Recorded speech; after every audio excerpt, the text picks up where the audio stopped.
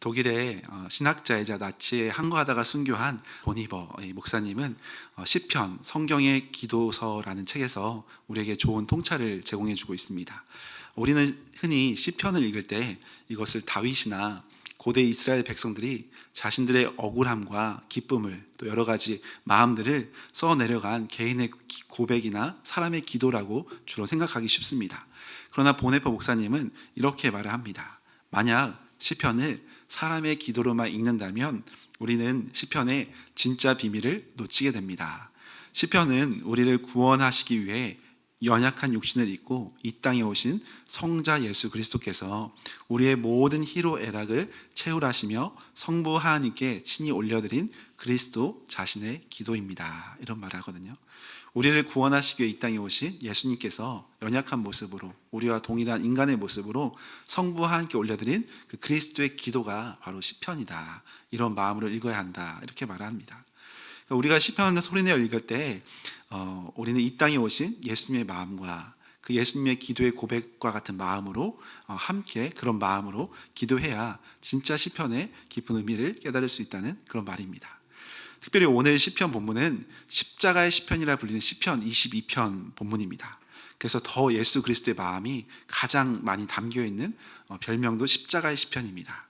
1절에 보니까 내 하나님이여 내 하나님이여 어찌 나를 버리셨나이까 어찌 나를 멀리하여 돕지 아니하시오며 내 신음소리를 듣지 아니하시나이까. 내 하나님이여 내 하나님이여 어찌 나를 버리셨나이까.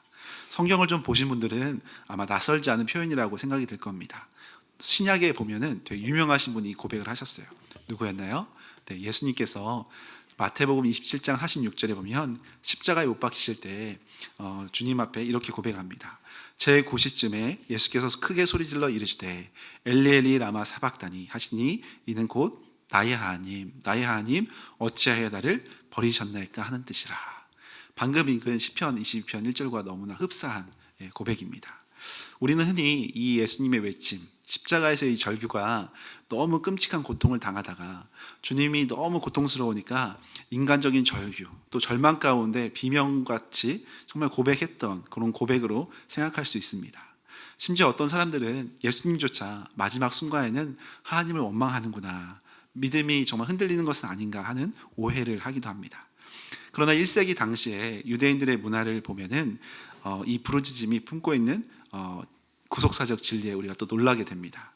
1세기 초대교회 당시 유대 사회는 기록된 두루마리 성경이 귀했기 때문에 암송 문화가 발달했습니다. 그래서 지금도 유대인들은 이제 토라를 암송하는데 특히 유대인들은 특정 시편이나 성경 구절 전체를 이렇게 암송하는 이제 특징이 있었습니다. 그래서 그 어떤 성경을 말할 때 그 장의 첫 번째 구절을 부르게 되면 전체 내용을 자연스럽게 모든 사람들이 떠올리게 되는 관습이 있었습니다.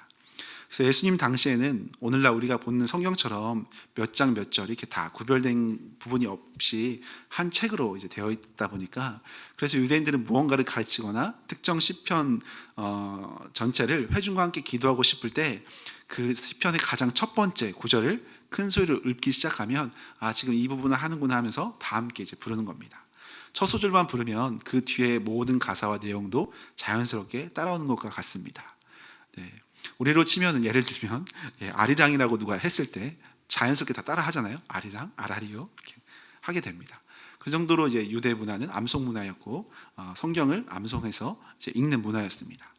유대인들은 어려서부터 율법과 이 시편을 통째로 암송하기를 이제 열심히 교육했기 때문에 누군가 시편의 이 첫 구절만 소리내어 불러도 그 자리에 있는 모든 사람은 그 시편이 지금 어디를 말을 하고 있구나라고 떠올리며 함께 부를 수 있었던 겁니다. 즉 예수님께서 십자가 위에서 엘리엘이 라바 사박다니 나의 하나님 나의 하나님 어찌하여 나를 버리셨나이까 라고 소리치실 때 이것을 육신의 고통을 이기지 못해서 어쩔 수 없이 지르는 비명이 아니었다는 겁니다. 이것은 온 인류의 죄를 짊어지신 그 예수님께서 고통의 절규 가운데 동시에 십자가 아래에서 자신을 조롱하는 유대 종교 지도자들을 향해서 장엄한 메시지적 선포를 하고 있는 겁니다. 주님은 피를 통하는 것 같은 이 고통 속에서 마치 이렇게 선포하시는 겁니다. 너희가 그토록 잘 알고 있는 다윗의 예언, 고난받는 메시아를 향한 바로 시편 22편의 말씀이 지금 너희 눈앞에서 바로 이 십자가 위에서 완벽하게 성취되고 있다고 주님은 시편 22편을 고백하고 있는 상황입니다. 실제로 예수님이 이 첫 구절을 부르짖을 때 그 아래에 있던 로마 군인들은 시편 22편의 내용 그대로 사람들이 조롱하고 주님의 겉옷을 나누고 속옷을 제비 뽑는 시편 22편에 나온 내용들이 그대로 다 재현되고 있는 상황입니다. 조롱하는 자들은 예수님이 실패자로서 비명을 지르며 죽어갔다고 생각할지 모르겠지만 우리 주님은 마지막 피 한 방울을 쏟으시는 그 참혹한 순간까지도 성경의 예언을 온전히 이루시기 위해서 우리를 향한 구원의 역사를 한치 오차도 없이 완성하시기 위해서 주의 사명을 감당하셨던 겁니다. 나아가 이 외침은 성부 하나님을 향한 흔들림 없는 신뢰의 기도였습니다. 이 시편 22편은 1절의 철저한 버림받음과 어두운 절망으로 계속 흘러가지만 후반부인 22절 넘어가면 갑자기 분위기가 반전됩니다. 그래서 마치 고난받던 종이 마침내 죽음을 이기고 일어나셔서 온 열방을 위해 부활하신 그 부활의 영광과 승리를 찬양하는 모습과 너무나 흡사합니다. 더 놀라운 것은 이 시편 22편의 맨 마지막 구절인 31절 하반절에 보면 주께서 이를 행하셨다 할 것이로다. 주께서 행하셨다라는 말씀으로 마무리를 합니다. 이 고백은 요한복음 19장 30절에 가면 예수님이 십자가에서 숨을 거두실 때 가상치런 제일 마지막에 내가 다 이루었다 말씀하시면서 숨을 거두십니다. 그런데 여기서 이를 행하셨다와 다 이루었다 동일한 말씀입니다. 시편 22편의 시작과 끝의 고백처럼 마태복음 어찌하여 나를 버리셨나이까, 이 십자가의 시작의 기도가 요한복음 다 이루었다로 완벽하게 마침표를 찍으면서 십자가를 완성시키는 시편 22편의 말씀을 그대로 예언대로 성취하시는 한 예수님의 섭리를 우리가 보게 됩니다. 이처럼 예수님은 십자가 위에서 모든 소망이 끊어진 채 원망하며 숨을 거두신 것이 아니었습니다. 살이 찢기고 피가 쏟아지는 이 극심한 고통 속에서도 심지어 우리 죄를 대신 치르시느라 하나님 아버지께 철저히 버림받아서 지옥의 고통을 경험하고 있는 그 순간 속에서도 주님은 이 시편 22편 전체를 굳게 붙잡고 기도로 올려드렸던 겁니다. 비록 십자가에서 죄인들을 대신해서 철저히 찢기고 버림받아 죽음으로 내려가셨지만 이 고난 너머에 반드시 부활의 승리가 있고 우리를 향한 안전한 완전한 구원이 완성될 것을 흔들림 없이 확신하며 기도하셨습니다. 그래서 이 위대한 시편 고백으로 대제사장의 기도를 하나님 아버지께 올려드리고 있는 예수님의 십자가를 우리가 묵상해 볼 수 있습니다.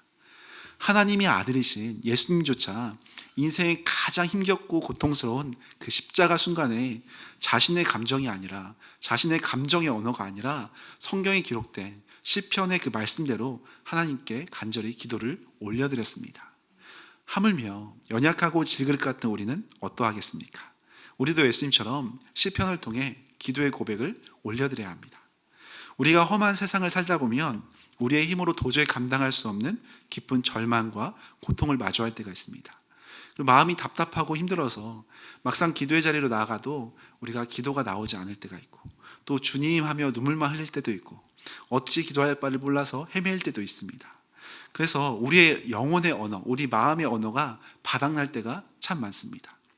저도 요즘에 자의반 타의반 기도를 매일 많이 합니다. 새벽에 나와서 기도하고 금요일에 나와서 기도하고, 기도의 시간을 많이 이제 하나님이 허락해 주셨는데, 그 기도 시간에 물론 여러분들이 보실 때 제가 풍성하게 늘 기도가 충만할 거라고 믿고 계실 거라고 믿습니다. 그런데 늘 부족할 때가 있어요. 기도가 좀 막힐 때가 있어요. 그럼 하나님 앞에 이게 답답할 때가 있거든요. 이처럼 우리는 언제든지 우리 감정에 따라서, 우리의 언어에 따라서, 우리 상황에 따라서 기도가 바뀔 때가 있습니다. 그렇지만 그 순간마다 우리가 이 기도서, 예수님이 기도하신 시편을 묵상하며 기도한다면 주님께서 기뻐하시는 그 기도가 된다는 겁니다.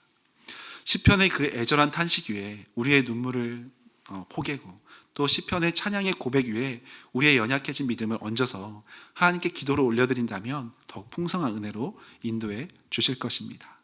그래서 예수님께서 시편 22편을 기도로 올려드리면서 십자가의 절망을 부활의 승리로 바꾸어 내셨듯이 우리가 오늘 시편 말씀을 또 함께 묵상하면서 하나님의 깊은 은혜를 풍성히 누리셨으면 좋겠습니다. 오늘 우리가 읽은 본문의 가장 첫머리 1절이 시작되기도 전에 적혀있는 표제어가 있습니다. 그래서 표제어가 오늘 좀 어렵거든요. 시편 22편 1절 위에 있는 표제어를 보면 다윗의 시, 인도자를 따라 아엘렛 사할에 맞춘 노래 이렇게 나옵니다. 여기서 아엘렛 사할이라는 말은 히브리어 그 원어를 이제 번역해 보면 새벽의 암사슴이라는 뜻입니다. 새벽의 암사슴, 아침의 암사슴 이런 말이거든요. 고대 이스라엘 백성들에게 널리 알려져 있던 아주 슬프고도 애절한 멜로디 이름이 바로 이 아엘렛 사할이었습니다. 그러니까 지금 굉장히 슬픈 노래에 맞춘 또 인도자를 따라 지휘자를 따라서 함께 온 회중이 구슬픈 곡조 위에 부르는 합창 같은 성가대와 함께하는 그런 찬양이 바로 시편 22편인 겁니다. 그렇다면 왜 하필 시편 22편 이 십자가의 시편을 새벽의 암사슴이라는 멜로디 이 슬픈 노래에 맞추어 불렀을까? 제가 연구를 해봤습니다. 고대 아람어로 구약 성경을 번역한 책이자 유대 랍비들의 전통적 해석이 담긴 타르굼이라는 문헌이 있습니다. 타르굼. 그 문헌에 보면 이 새벽의 암사슴이라는 단어를 매일 아침 바쳐지는 상번제 제물이라고 번역했습니다. 매일 아침 바치는 상번제 제물. 이게 또 어디냐면 출애굽기 29장에 가면 이스라엘 백성들의 죄를 씻기 위해서 성전에서 매일 아침마다 1년 된 흠없는 어린 양을 각을 떠서 피를 내어 제단에 태워 바친 제사가 바로 매일 아침 드리는 상번제입니다. 현대식으로 신약시대로 굳이 이제 바꾸자면 새벽 기도라고도 할 수 있겠습니다. 매일매일 드리는 하나님 앞에 제사하는 상번제가 있었습니다. 즉 1세기 고대 유대인들과 초대 교회 성도들에게 이 새벽의 암사슴이라는 이 찬양의 곡조는 아름다운 한 마리의 사슴이 아니라 우리의 죄를 대신 짊어지시고 아침 제단에서 피 흘려 죽어가고 희생했던 그 제물 바로 하나님의 어린 양을 연상하게 하는 겁니다. 하나님의 어린 양을 아침마다 드렸으니까. 이 마가복음 15장 25절에 가면 예수님께서 골고다 언덕에 올라서 십자가에 못 박히신 시간이 유대 시간으로 하면 제3시거든요. 예수님 십자가에 못 박히신 날 밤새 고초당하시고 이제 금요일 날 아침 제3시에 이제 십자가에 달리시는데 여기에 이제 대략 6을 더하면 우리나라 시간입니다. 그래서 현재 시간으로 오전 9시에 이제 십자가에 못 박히시기 시작합니다. 이 오전 9시는 바로 예루살렘 성전에서 제사장들이 백성들의 죄를 씻기 위해 아침 상번제 어린 양을 제단에 묻고 목을 베어 피를 흘리게 했던 그 아침 시간이 연상케 되는 시간입니다. 성전에서는 짐승인 어린 양이 피를 흘리면서 이제 제물로 주 앞에 하나님 앞에 바쳐지고 있고, 성전 밖의 골고다 언덕에서는 참된 성전이신 온 인류를 구원하실 하나님의 어린 양 이 예수 그리스도께서 십자가의 제단에 묶여 거룩한 물과 피를 언제 쏟아내고 있는 그 십자가의 죽음을 맞이하고 있는 상황입니다. 주님은 우연히 십자가에 달리신 것이 아니라 시편 22편의 표제어처럼 흠없는 새벽의 제물이 되셔서 어두운 죄악의 밤을 완전히 끝내시기 위해서 우리 삶에 구원의 찬란한 새벽을 열어주시고자 십자가 제단 위로 기꺼이 올라가셨다는 겁니다. 이 새벽에 암사슴 할 때 암사슴은 날카로운 발톱도 없고 또 튼튼한 뿔도 없이 그저 저항할 무기가 없는 연약하고 순결한 짐승을 이제 상징합니다. 사나운 맹수들에게 포위되어 물어 뜯기고 이 찢기는 이 가엾은 암사슴의 모습은 피에 굶주린 마치 로마 군사들과 종교 지도자들에게 에워싸여서 십자가에서 처참하게 도수장에 끌려가듯이 죽임당하신 어린 양을 우리가 묵상해 볼 수가 있습니다. 사나운 맹수들에게 쫓기며 밤새도록 피 흘리던 이 연약한 암사슴, 바로 하나님의 어린 양은 십자가의 죽음을 맞이하시지만 마침내 이 사망의 어둠을 다 끝내시고 영원한 영광의 새 아침으로 찬란하게 부활하시게 됩니다. 철저한 버림받음의 죽음을 깨뜨리시고 부활하셔서 온 세상을 찬양을 받으실 승리하신 어린 양의 영광스러운 모습이 이 짧은 표제어 속에 이미 감추어 있다고 할 수 있습니다. 예수님께서 이 땅에 오시기 1000년 전, 그러니까 다윗은 예수님보다 BC 1000년대 살았던 사람이거든요. 예수님께서 오시기도 1000년 전에 다윗이 새벽에 암사슴의 찬양을 부름으로써 하나님 예수 그리스도를 예표한 것처럼 우리 또한 우리를 위해 철저히 고난당하신 예수님의 그 십자가와 사랑의 부활과 은혜를 날마다 찬양하며 경배하며 겸손히 나아가시기를 소망합니다.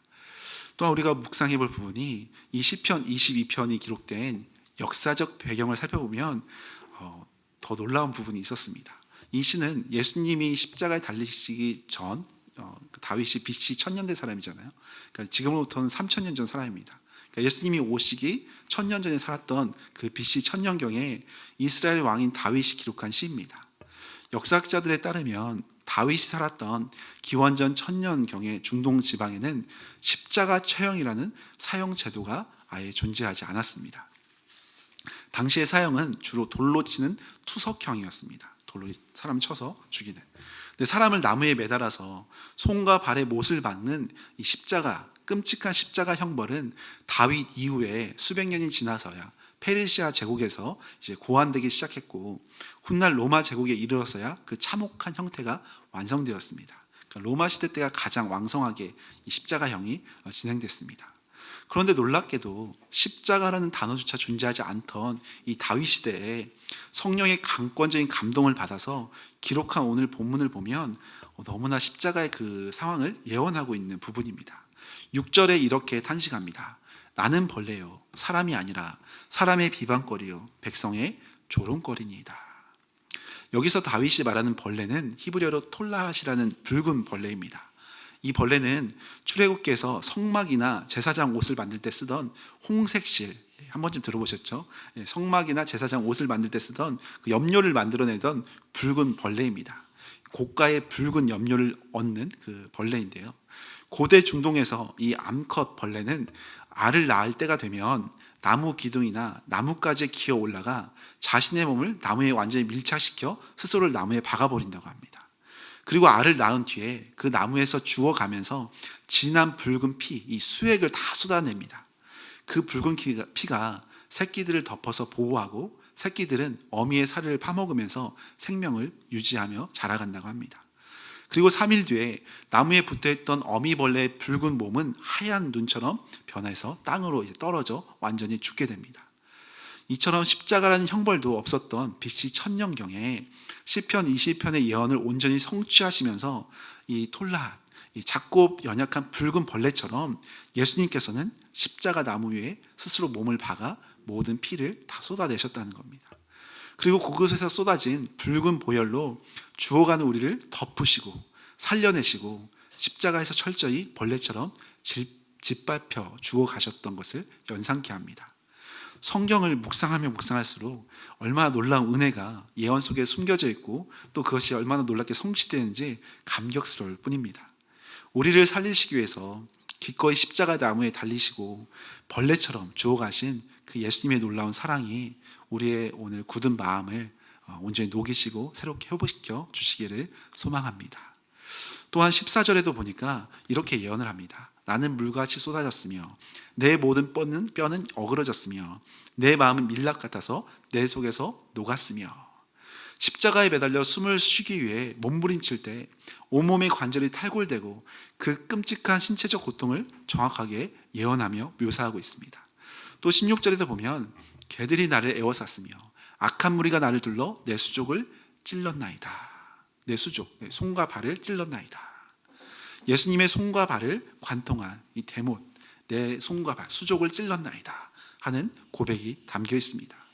십자가라는 형벌을 단 한 번도 본 적이 없고 상상도 할 수 없던 다윗의 시대에 어떻게 이토록 정확하게 십자가 처형의 끔찍한 사항들, 그 모습들을 정확히 묘사할 수 있었을까 놀라울 뿐입니다. 또 7, 8절에도 보면 내 겉옷을 나누고 속옷을 제비 뽑나이다 이렇게 나오거든요. 겉옷을 나누고 속옷을 제비 뽑는다. 십자가형에서 그 예수님의 발 밑에 있던 로마 군사들이 했던 일이 그대로 묘사되고 있습니다. 십자가 밑에서 예수님의 피 묻은 옷을 차지하려고 도박을 벌였던 로마 군인들 생각나시죠? 제비 뽑는 로마 군인들. 마치 타임머신을 타고 BC 1000년경에 있던 다윗이 AD 30년에 예수님의 그 십자가의 죽음 앞에 마치 갔다 온 것처럼 너무나 현장을 생중계하고 있는 겁니다. 이것은 결코 어느 시인 한 사람의 뛰어난 문학적 상상력이나 우연의 일치가 아닙니다.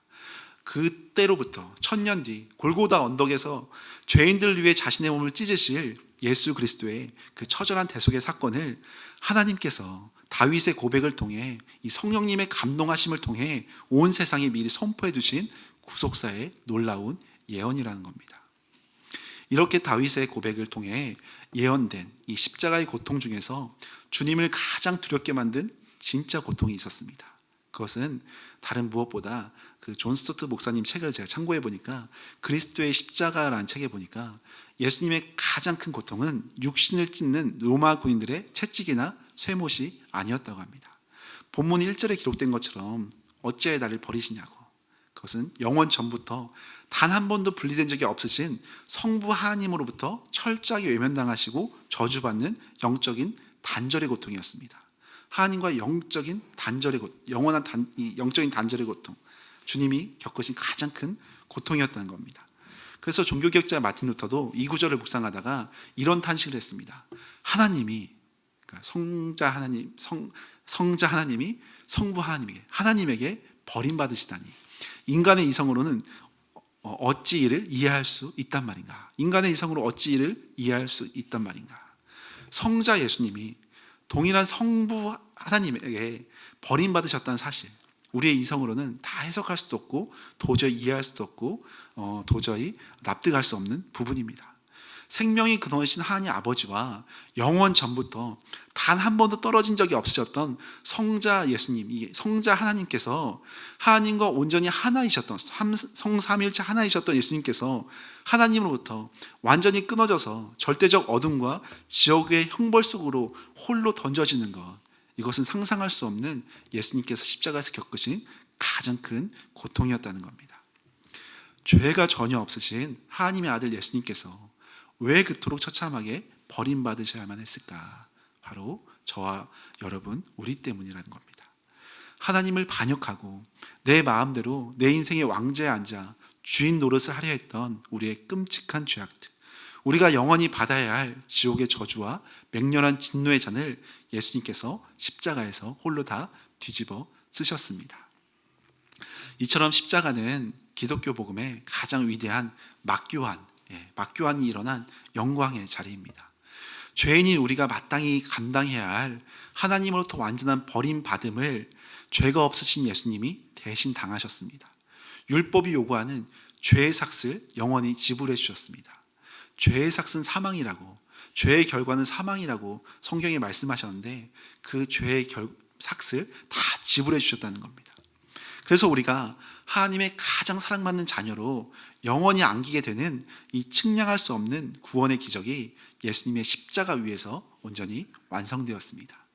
이 사랑의 예수님께서 놀라운 은혜로 우리를 구원하셨을 뿐만 아니라 영원히 우리와 함께 하시며 우리를 믿음 가운데 더욱 굳건하게 인도해 가고 계십니다. 사랑하는 여러분, 오늘 밤 우리의 심령이 온전히 그리스도의 십자가 앞에 엎드리기를 소망합니다. 예수님께서 오시기 1000년 전에 다윗이 성령의 감동으로 십자가의 고난을 바라보며 기도했던 것처럼 오늘 우리 또한 2000년 전 이 땅에 오신 예수님을 나를 위해 손발이 고통스럽게 찔리시고 하나님께 버림받는 고통까지도 다 감수하신 그 십자가의 사랑 앞에 우리의 마음을 드리며 주님과 교제하기를 소망합니다. 우리를 살리시기 위해 기꺼이 조롱거리가 되셨던 그 측량할 수 없는 은혜와 사랑에 감사하면서 주님을 위해서 우리가 더 나아가는 믿음의 성도님들 되시기를 소망합니다.